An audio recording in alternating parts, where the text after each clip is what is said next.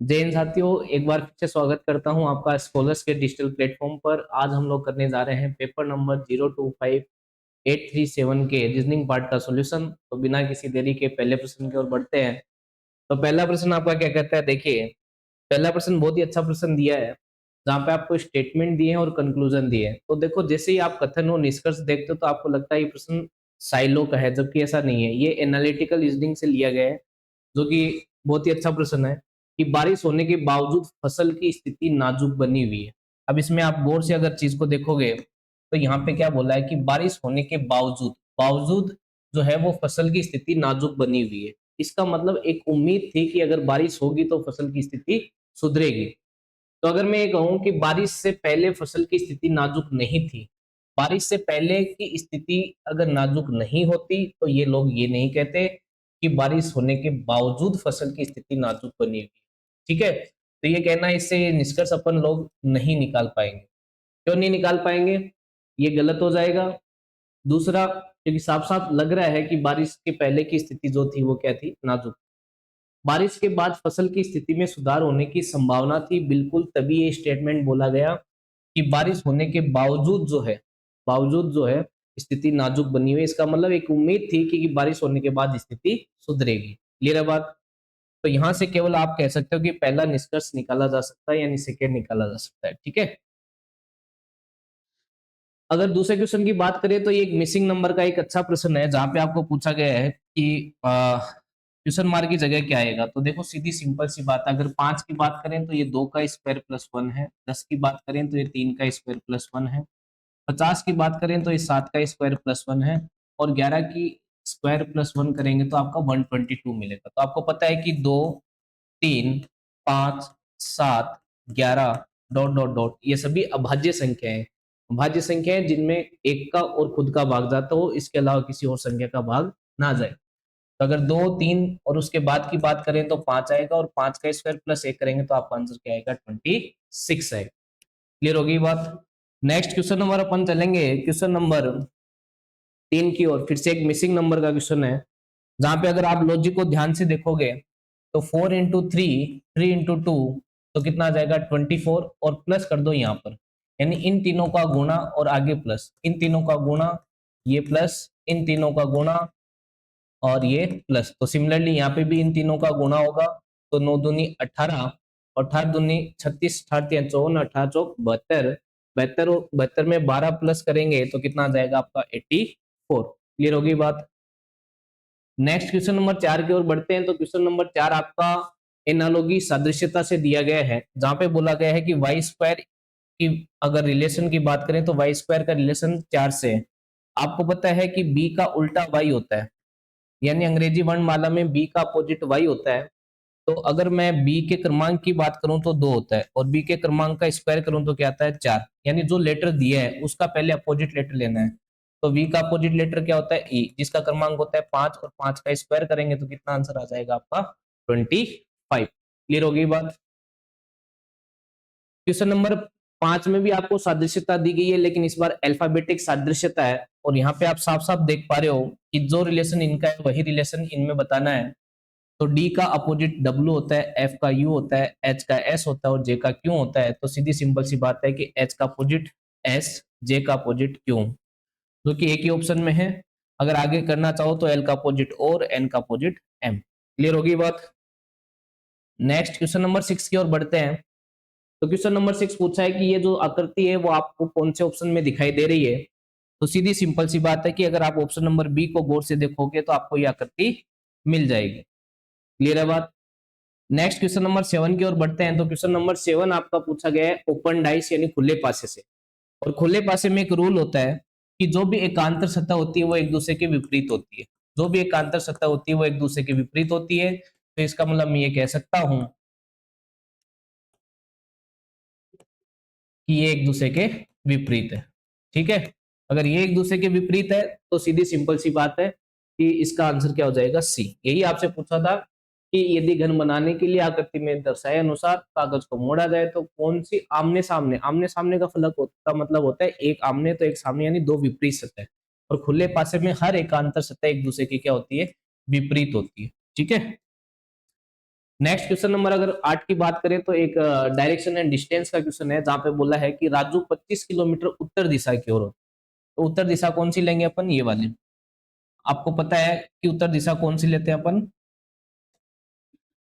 ये आपकी उत्तर लेते हैं, ये आपकी पूर्व, ये आपकी दक्षिण और ये आपकी पश्चिम। क्लियर है बात। तो उत्तर दिशा में ये कह रहा है कि 25 किलोमीटर गया, तो उत्तर दिशा में 25 किलोमीटर गया। उसके बाद वह लेफ्ट मुड़ता है। देखो नॉर्थ से लेफ्ट कौन सा होता है, ये वाला एंटी क्लॉकवाइज। तो इधर से लेफ्ट मुड़ेंगे, इस साइड आएंगे और कितना चलेंगे, 5 किलोमीटर। ठीक है, और ये पॉइंट क्या आ जाएगा आपका ओ। उसके बाद ही then he turns right and cover another 5 kilometre. अब मेरा फेस इधर है, अब यहां से यानी वेस्ट से अगर राइट की बात करूं तो ऊपर वाला होता है। देखो हमेशा क्लॉकवाइज राइट होता है और एंटी क्लॉकवाइज क्या हो जाएगा, लेफ्ट। ठीक है, तो यहां से राइट ऊपर की ओर जाऊंगा और कितना चलना है, 5 kilometre. Return covers 5 kilometre. After that he turns to east and drive 5 kilometre. अब ईस्ट, यहां से ईस्ट की बात करें तो ईस्ट इधर आ जाएगा पूरब। ठीक है, और ये 5 का मतलब ये ठीक इसके ऊपर आ गया।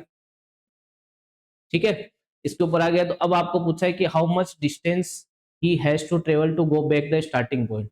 तो स्टार्टिंग पॉइंट कौन सा था अपना, ये वाला। तो अपन को ये वाली डिस्टेंस निकालनी है। तो अब ये वाली तो 25 है यहाँ तक, और आगे वाली ये कितनी है, 5। तो 25 और 5 कितनी हो जाएगी, 30 किलोमीटर हो जाएगी, जो कि आपको ऑप्शन नंबर सी में दिए। ठीक है, क्वेश्चन नंबर 9 की बात करें तो आपका एक सीरीज का है, अल्फाबेटिक सीरीज। अल्फाबेटिक सीरीज को करने का सीधा तरीका है कि आप क्रमांक लिखो। जैसे के का क्रमांक 11 होता है, ओ का 15 होता है, एस का 19। यानी पहले लेटर में आपको +4 दिखाई दे रहा है, तो 19 और 4 23, 23 का मतलब क्या हो जाएगा आपका डब्लू हो जाएगा। इसी तरीके से जे का 10 होता है, एन का 14 होता है, आर का 18। तो दूसरे लेटर में भी आपको +4 दिखाई दे रहा है, तो 18 + 4 22 यानी वी आ जाएगा। और डब्ल्यू और वी आपको उसी ऑप्शन में दिखाई दे रहे हैं। लास्ट लेटर में भी +4 है, L12 P16 +4 P16 T20 +4।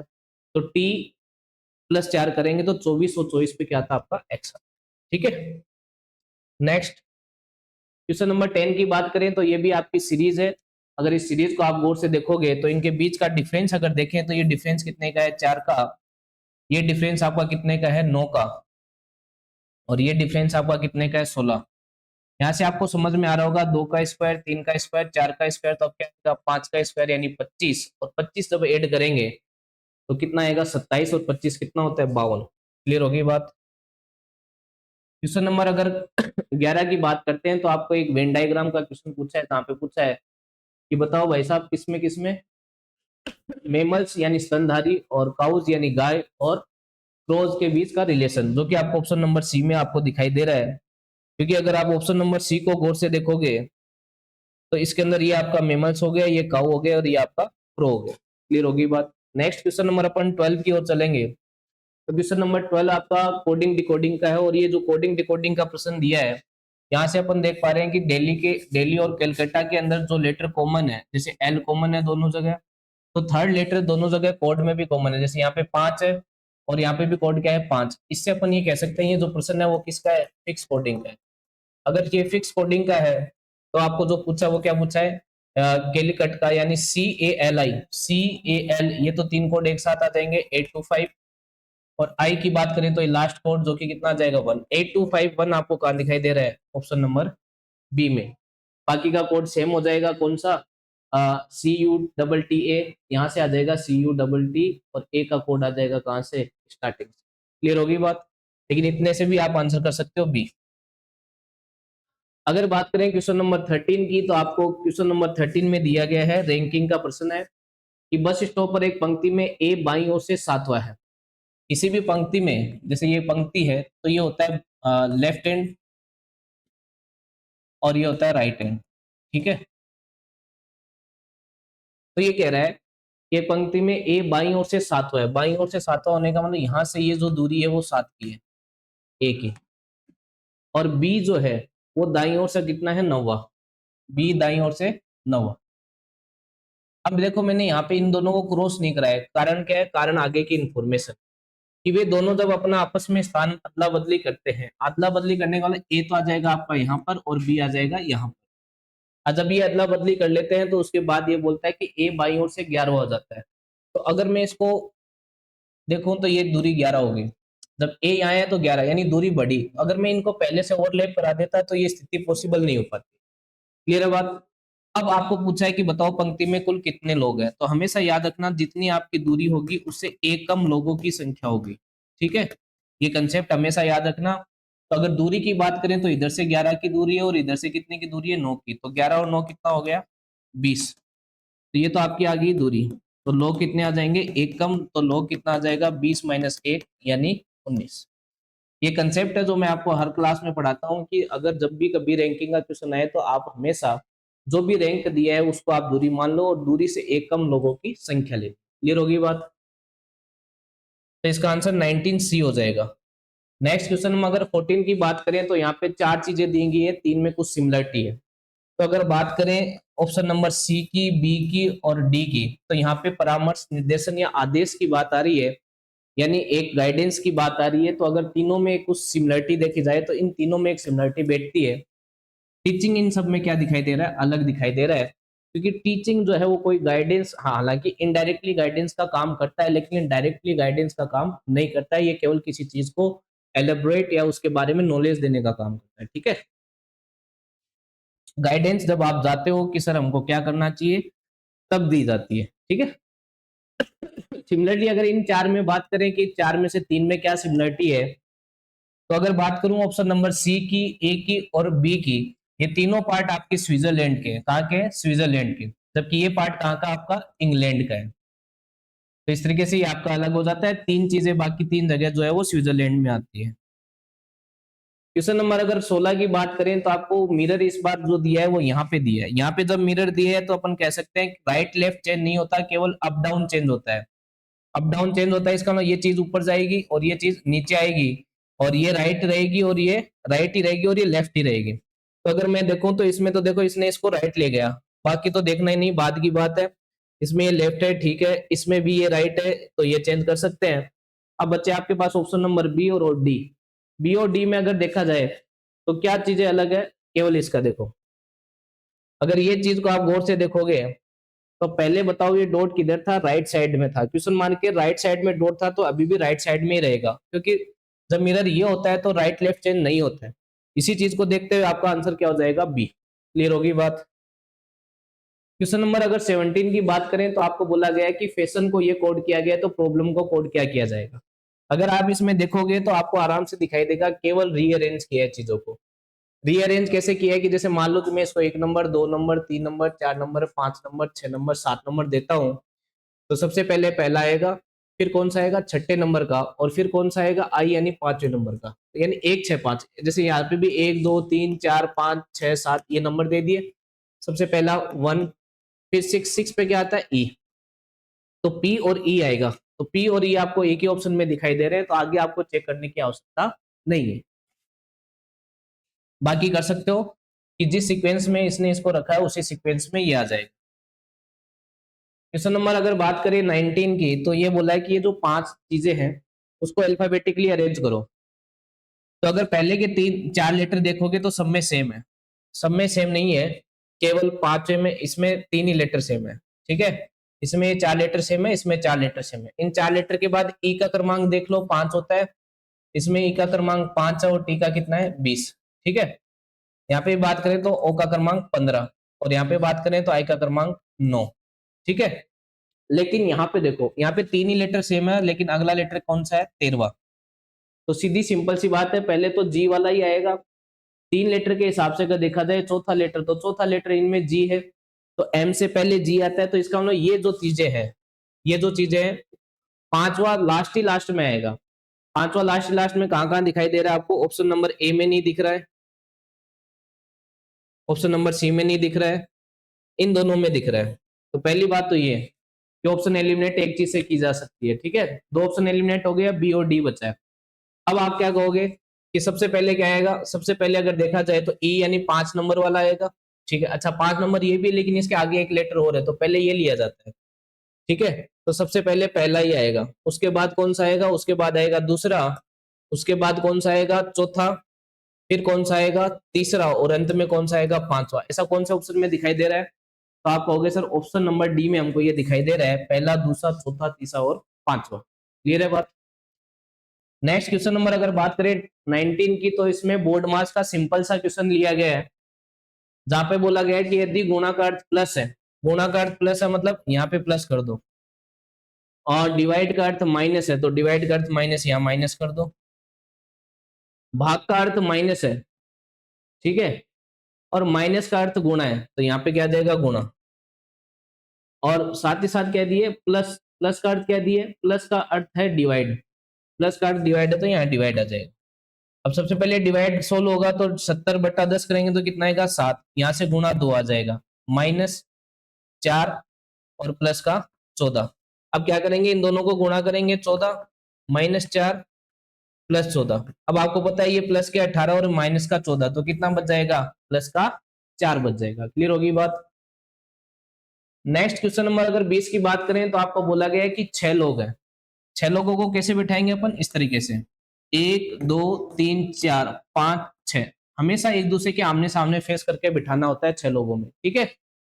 अब ये कह रहा है कि ए के सामने बी है और बी ई के राइट साइड है, बी जो है वो ई के राइट साइड कैसे होगा, अगर यहाँ ई होगा तो इसके राइट साइड बी, क्योंकि अगर जब नहीं दिया हुआ कि उनका फेस सेंटर की ओर है या नहीं है तो अपन हमेशा सेंटर की ओर मानते हैं, किसी भी लेटर से इधर चलेंगे तो राइट और इधर से लेंगे तो लेफ्ट, ठीक है। तो ई के दाईं ओर कौन है, बी, बी ई के राइट साइड और सी के लेफ्ट ओर है, तो सी के लेफ्ट ओर कर दिया। अब देखो सी के लेफ्ट हो गया, अभी सी डी के बाईं ओर है, सी जो है वो डी के बाईं ओर है, तो डी अगर यहाँ होगा तो सी बाईं ओर हो जाएगा।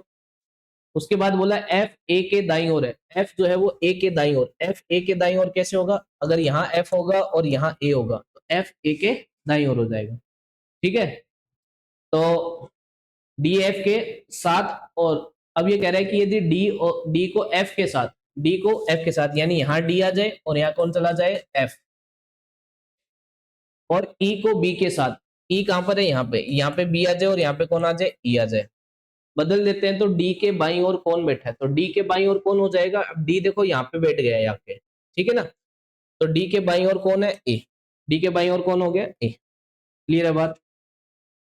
क्वेश्चन नंबर चलेंगे 21 की ओर, जहां पे आपको बोला गया है कि यदि 235 को 38 लिखा जाता है, 452 को 45 लिखा जाता है, तो 345 को क्या लिखा जाएगा। देखो अगर बात करें ये 235 से 38 कैसे लिखा गया है, तो देखो 2 का स्क्वायर कितना होता है 4, 3 का स्क्वायर कितना होता है 9, और 5 का स्क्वायर कितना होता है 25, और अगर इनका टोटल करेंगे तो कितना आ जाएगा 38, यानी स्क्वायर का ऐड किया है। सिमिलरली ये लॉजिक यहाँ पे भी लग रहा है, देखो 16 4 का स्क्वायर, 5 का स्क्वायर 25 और 2 का स्क्वायर 4, तो 16 4 20 और 25 45, यानी जो भी नंबर्स दिए उनके स्क्वायर करके ऐड करना है। जैसे 3 का स्क्वायर कितना होता है 9, 4 का स्क्वायर 16 और 5 का स्क्वायर 25, अगर इन सबको ऐड करेंगे तो क्या आएगा, देखो 25 और 16 कितना हो गया 41, और 41 और 9 कितना हो गया 50। क्लियर होगी बात। स्क्वायर करके ऐड करना है। क्वेश्चन नंबर अगर बात करें 22 की, तो आपको एक सीरीज दी है, और इस सीरीज को करने के लिए अगर आप ऑप्शन से जाओगे तो ज्यादा बेटर रहेगा, क्योंकि इसमें लेटर्स जो है वो 1 2 3 4 5 6 7 8 9 10 11 लेटर्स है, जिसका कोई ग्रुप नहीं बनता। अब ग्रुप बनाने के लिए क्या करना पड़ता है, या तो आपको एक लेटर छोड़ो फिर दो दो का या पांच पांच का ग्रुप बनाओगे, फिर एक लेटर छोड़ दिया तो दो दो का या पांच पांच का ग्रुप बनेगा। अब वो लेटर छोड़े कौन सा, जैसे मान लो कि मैंने लास्ट लेटर छोड़ दिया, अब पांच पांच का ग्रुप अगर मैं बनाता हूं तो देखो 1 2 3 4 5, 1 2 3 4 5 ये बनेगा। लेकिन अब दिक्कत ये है कि जैसे बी आर, तो यहाँ पे भी क्या आ जाए आर, यहाँ पे ओ है तो यहाँ पे भी आ जाए ओ। उसके बाद क्या आएगा, उसके बाद आपको लेटर्स दिखाई नहीं दे रहे, तो आप एक बार ऑप्शन पे चलो कि पहला दूसरा और तीसरे में आर आना चाहिए। तीसरा ब्लैंक आर कहाँ पे है, तीसरा लेटर यहाँ पे डब्ल्यू है, यहाँ पे ओ है, यहाँ पे आर है और यहाँ पे आर है, तो अब दो ऑप्शन ये तो एलिमिनेट हो गए। अब इनमें से रहा है या तो बी होगा या डी होगा, ठीक है। अगर मान लो कि मैं ये वाला ऑप्शन लूं कि पहले मेरा ओ आना चाहिए, देखो इसमें आर आ रहा है पहले लेटर और अपना क्या आ रहा है ओ, तो ये भी गायब हो गया, आंसर तो हो गया डी। अब इसको पूरा फुलफिल करके देख लो, B R O W, N B R O W, तो ग्रुप क्या है N B R O W या बी आर ओ डब्ल्यू, ठीक है, N B R O W. Done. Next question number 23 की बात करें तो ये बोला है कि वर्तमान में यानी प्रेजेंट में अरुण और दीपक की आयु का रेशियो 4:3 है, और कह रहा है 6 वर्ष बाद आयु 26 वर्ष हो जाती है अरुण की। देखो इसने कहा है कि अरुण और दीपक की आयु का रेशियो कितना है 4:3, और ये कह रहा है 6 वर्ष बाद आफ्टर 6 ईयर, जो अरुण है वो कितने का हो गया 26, यानी आज के टाइम अरुण कितने का है 20 का, यानी एट प्रेजेंट, क्योंकि ये जो रेशियो दिया है वो वर्तमान का दिया है। अगर रेशियो वर्तमान का दिया है तो अपन को एज भी वर्तमान की चाहिए। तो एट प्रेजेंट अगर बात करें कि अरुण कितने साल का है, तो आप बोलोगे सर 26 - 6 यानी 20 साल का हो जाएगा। अब अरुण 20 का है तो दिनेश कितने का हो जाएगा? देखो सीधी सी बात है कि 4 की वैल्यू आपको 20 दे रखी है, तो एक की वैल्यू कितनी हो जाएगी 5। और आपको किसका पूछा है? दीपक की आज की बात पूछी है, तो दीपक कितने के बराबर आज के दिन? 3 के बराबर। तो 3 की वैल्यू कितनी हो जाएगी? 5 गुना 3 यानी 15 साल। फिर है बात। और एक ये देख सकते थे कि आपके ये ऑप्शन तो होना नहीं था, क्योंकि जो भी आंसर होएगा वो किसका मल्टीपल आएगा? 3 का मल्टीपल आएगा, लेकिन इससे एक ही ऑप्शन एलिमिनेट होता है। ठीक है, जिस समय का आपको रेशियो दिया हो आपके पास एज उसी की होनी चाहिए। आपको रेशियो दिया प्रेजेंट का, लेकिन एज जी 6 साल बाद की। तो 6 साल बाद जो 26 का हुआ वो आज के दिन 20 का हो गया। क्लियर होगी बात? अब आज के दिन एक आदमी 20 का है, तो वो जिसकी वैल्यू 4, 4 की वैल्यू 20, तो एक की वैल्यू 5। अब आपको 3 की वैल्यू निकालनी, तो 3 की वैल्यू 15। डन। आज के सेकेंड लास्ट क्वेश्चन की बात करें तो ये एक सीरीज का क्वेश्चन है, और इस क्वेश्चन में अगर बात करें तो यहाँ पे आपको क्या दिखाई दे रहा है? तो आप बोलोगे सर +3। यहाँ पे क्या दिखाई दे रहा है? तो आप बोलोगे सर -5। यहाँ पे क्या दिख रहा है? +7। और यहाँ पे क्या दिख रहा है आपको? -9। तो आपको कह रहा है विषम संख्या को प्लस माइनस करना है। ठीक है, प्लस माइनस, तो अब क्या आएगा? प्लस। और प्लस में क्या आएगा? 13 + 11, 11 करेंगे तो कितना आ जाएगा? 24 आ जाएगा। क्लियर होगी बात? आज के अंतिम प्रश्न की बात करें तो आज का अंतिम प्रश्न दिया गया है कि जो रिलेशन इन तीन संख्याओं में आपको देखने मिल रहा है, वैसा ही रिलेशन कौन सी तीन संख्याओं में देखने को मिलेगा? तो अगर इन प्रश्नों को गौर से देखेंगे, तो अगर मैं इन दोनों को ऐड कर दूं, 109 + 139 अगर अपन करेंगे तो अपन को मिलेगा कितना? अपन को मिलेगा 100, 200 और 248। अब इसको मैं 2 से डिवाइड करता हूं तो मेरे को कितना मिलेगा? 1, 2, 4, 124। अब उसको -10 करने पर मेरे को बीच वाली संख्या मिल जाएगी। कहने का वाला, अगर मैं इसको ए, बी और इसको सी मानूं, तो मैं ये कह सकता हूं कि a + c डिवाइड बाई 2 करेंगे और -10 करेंगे तो b मिलेगा। अगर इस लॉजिक को मैं देखने जाऊं तो आपको ऑप्शन नंबर ए में आपको यही लॉजिक दिखाई देगा। कैसे? जैसे 313 + 343 करेंगे तो कितना आएगा? तो आप बोलोगे सर 356। अब इसको 2 से डिवाइड करेंगे तो कितना आएगा? सॉरी 656 आएगा ना। 2 से डिवाइड करेंगे तो 3, फिर 2 दूनी 4, 1, 8 दूनी 16, 328 आ गया। अब -10 करूंगा तो आपको बीच वाली संख्या 318 मिल जाएगी। क्लियर होगी बात? तो ये था आज का डिटेल एनालिसिस। आई होप आपको समझ में आया होगा। जय हिंद, जय भारत।